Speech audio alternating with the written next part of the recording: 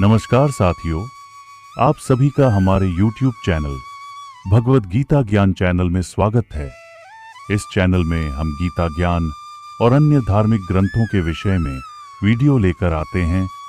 आज हम भागवत गीता के 18 अध्यायों में से प्रथम अध्याय को आप सभी के सामने प्रस्तुत कर रहे हैं। भागवत गीता सार एक ऐसा सार है जो पूरे आपके जीवन को खुशहाल और समृद्ध बना सकता है। हम इस वीडियो में गीता श्लोक और उसके ज्ञान रूपी अनुवाद को प्रस्तुत करेंगे। कृपया वीडियो में अंत तक जुड़े रहिए। अध्याय 1 कुरुक्षेत्र के युद्ध स्थल में सैन्य निरीक्षण।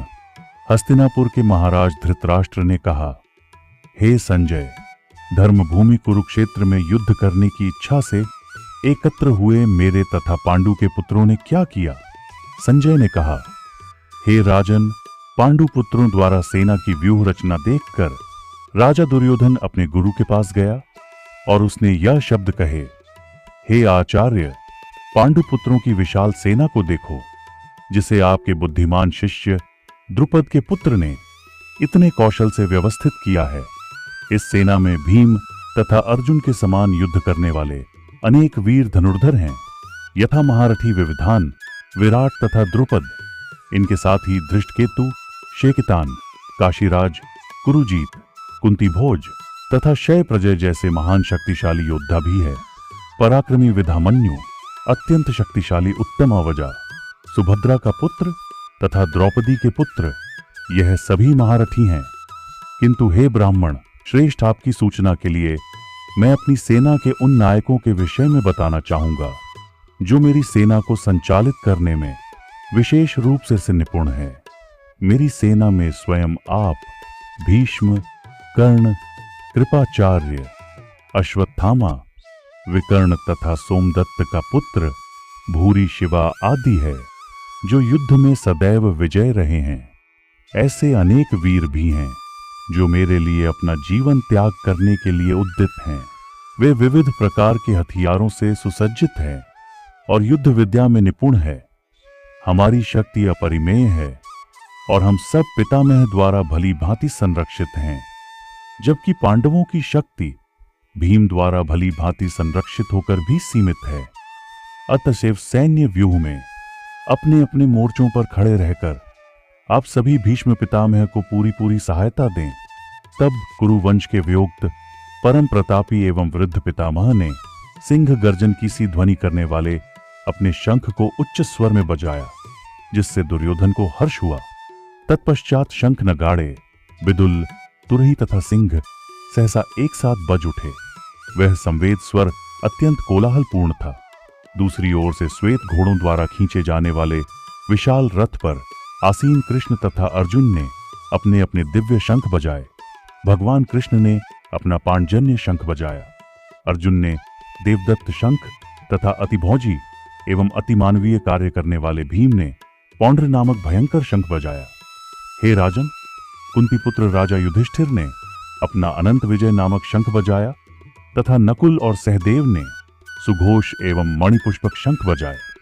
महान धनुर्धर काशीराज, परम योद्धा शिखंडी, दृष्टद्युम्न, विराट अजय सात्यकी द्रुपद, द्रौपदी के पुत्र तथा सुभद्रा के महाबाहु पुत्र आदि सबों ने अपने अपने शंख बजाए।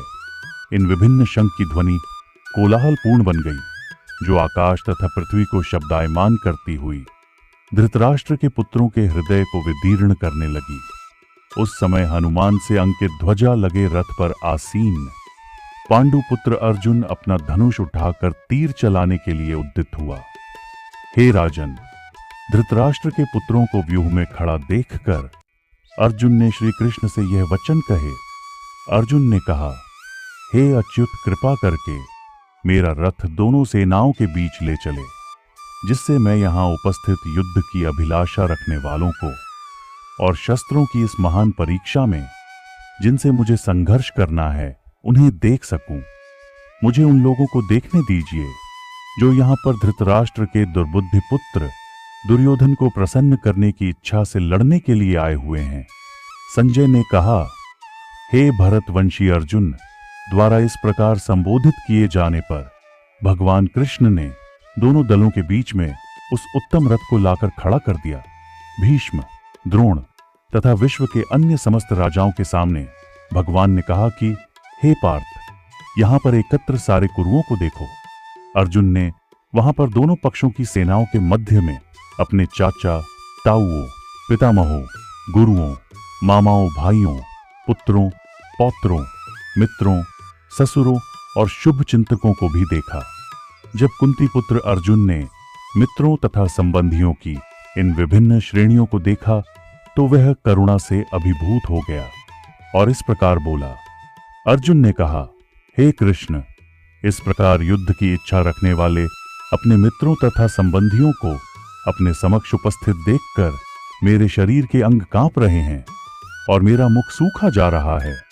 मेरा सारा शरीर कांप रहा है, मेरे रोंगटे खड़े हो रहे हैं, मेरा गांडीव धनुष मेरे हाथ से सरक रहा है और मेरी त्वचा जल रही है। मैं यहां अब और अधिक खड़ा रहने में असमर्थ हूं। मैं अपने को भूल रहा हूं और मेरा सिर चकरा रहा है। हे कृष्ण, मुझे तो केवल अमंगल के कारण दिख रहे हैं। हे कृष्ण, इस युद्ध में अपने ही स्वजनों का वध करने से ना तो मुझे कोई अच्छाई दिखती है और ना मैं उससे किसी प्रकार की विजय, राज्य या सुख की इच्छा रखता हूं। हे गोविंद, हमें राज्य, सुख अथवा इस जीवन से क्या लाभ, क्योंकि जिन सारे लोगों के लिए हम उन्हें चाहते हैं वे ही इस युद्ध भूमि में खड़े हैं। हे मधुसूदन, जब गुरुजन, पितृगण, पुत्रगण, पितामह, मामा, ससुर, पौत्रगण, साले तथा अन्य सारे संबंधी अपना अपना धन एवं प्राण देने के लिए तत्पर हैं और मेरे समक्ष खड़े हैं, तो फिर मैं इन सबको क्यों मारना चाहूंगा, भले ही वे मुझे क्यों न मार डाले। हे जीवों के पालक, मैं इन सबों से लड़ने को तैयार नहीं, भले ही बदले में मुझे तीनों लोग क्यों ना मिलते हो। इस पृथ्वी की तो बात ही छोड़ दे, भला धृतराष्ट्र के पुत्रों को मारकर हमें कौन सी प्रसन्नता मिलेगी।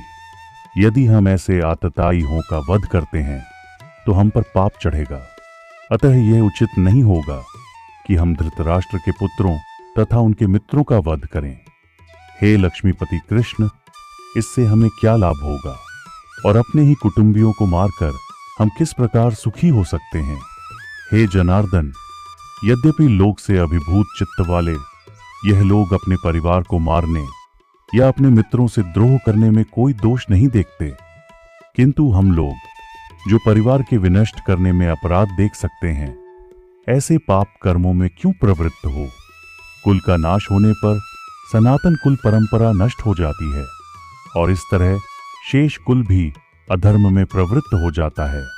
हे कृष्ण, जब कुल में अधर्म प्रमुख हो जाता है तो कुल की स्त्रियां दूषित हो जाती हैं और स्त्रीत्व के पतन से हे वृष्णवंशी अवांछित संतान उत्पन्न होती है। अवांछित संतानों की वृद्धि से निश्चय ही परिवार के लिए तथा पारिवारिक परंपरा को विनष्ट करने वालों के लिए नारकीय जीवन उत्पन्न होता है। ऐसे पतित कुलों के पुरखे गिर जाते हैं क्योंकि उन्हें जल तथा पिंड दान देने की क्रियाएं समाप्त हो जाती हैं। जो लोग कुल परंपरा को विनष्ट करते हैं और इस तरह अवांछित संतानों को जन्म देते हैं, उनके दुष्कर्म से समस्त प्रकार की सामुदायिक योजनाएं तथा पारिवारिक कल्याण कार्य विनष्ट हो जाते हैं। हे प्रजापालक कृष्ण, मैंने गुरु परंपरा से सुना है कि जो लोग कुल धर्म का विनाश करते हैं वे सदैव नरक में वास करते हैं। ओह, कितने आश्चर्य की बात है कि हम सब जघन्य पाप कर्म करने के लिए उद्यत हो रहे हैं।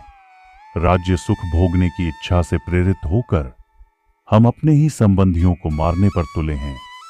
यदि शस्त्रधारी धृतराष्ट्र के पुत्र मुझ निहत्थे तथा रणभूमि में प्रतिरोध न करने वाले को मारे तो यह मेरे लिए श्रेयस्कर होगा।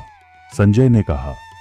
युद्ध भूमि में इस प्रकार कहकर अर्जुन ने अपना धनुष तथा बाण एक ओर रख दिया और शोक संतप्त चित्त से रथ के शासन पर बैठ गया।